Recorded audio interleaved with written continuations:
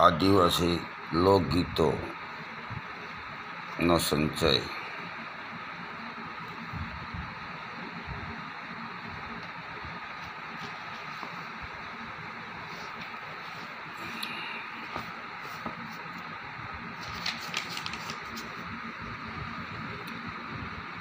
આદિવાસી લોક સંસ્કૃતિમાં અનેક પ્રકારનું વૈવિધ્ય તથા ખૂબીઓ જોવા મળે છે. બાળકમાંથી યુવાવસ્થાના ઉંમરે રહી આદિવાસી સમાજના યુગલો જાહેર મેળાવડાઓ કે સામાજિક પ્રસંગોએ જીવનસાથીની પસંદગી કરી આદિવાસી સમાજના નીતિ નિયમ મુજબ સૂતરના તાતણે બંધાઈ સંસાર સાગરની મોહમાયાને ભેટ ધરે છે. જન્મથી માંડીને મૃત્યુ સુધી આદિવાસી કઠોર પરિશ્રમ કરી પેટનો ખાડો પૂરતો હોય છે, જેથી અનેક પ્રકારના લોક સમુદાયમાં આવવાથી સુષુપ્ત શક્તિઓનો વિકાસ થયેલો હોય છે, જેની આગવી શૈલી નાચ ગાન હોય છે.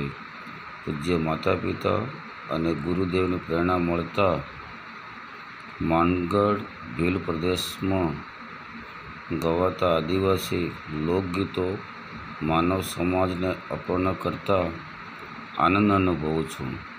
આદિવાસી સંસ્કૃતિ બોલે છે, પરંતુ સાંભળનાર વ્યક્તિઓની ઉણપ છે.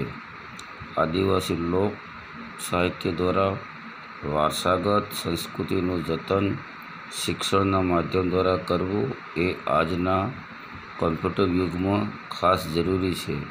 આદિવાસી સમાજમાં જન્મ, લગ્ન અને મૃત્યુ સુધી અનેક પ્રકારના વારસાગત લોકગીતો ગવાતા હોય છે.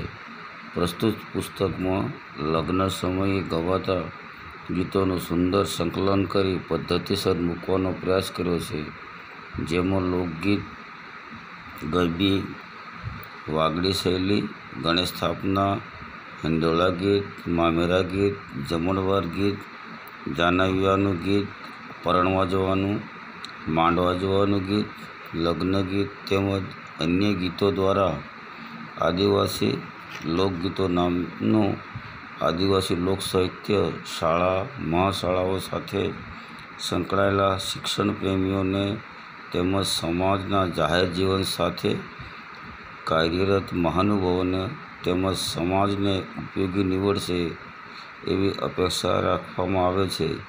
પ્રસ્તુત પુસ્તકના ગુણદોષ તેમજ ભાષા શૈલીની ઉણપ માટેના સૂચનો અંતઃકરણપૂર્વક સ્વીકારવામાં આવશે, જે ભવિષ્યમાં મદદગાર નીવડશે એવી અભિલાષા સાથે આદિવાસી લોક સાહિત્યના જતન કાજે અપર્ણા પારગી અર્જુનસિંહ કાળુભાઈ, મુકામ ભંડારા પોસ્ટ ઉખરેલી, તાલુકો સંતરામપુર, જિલ્લો મહીસાગર.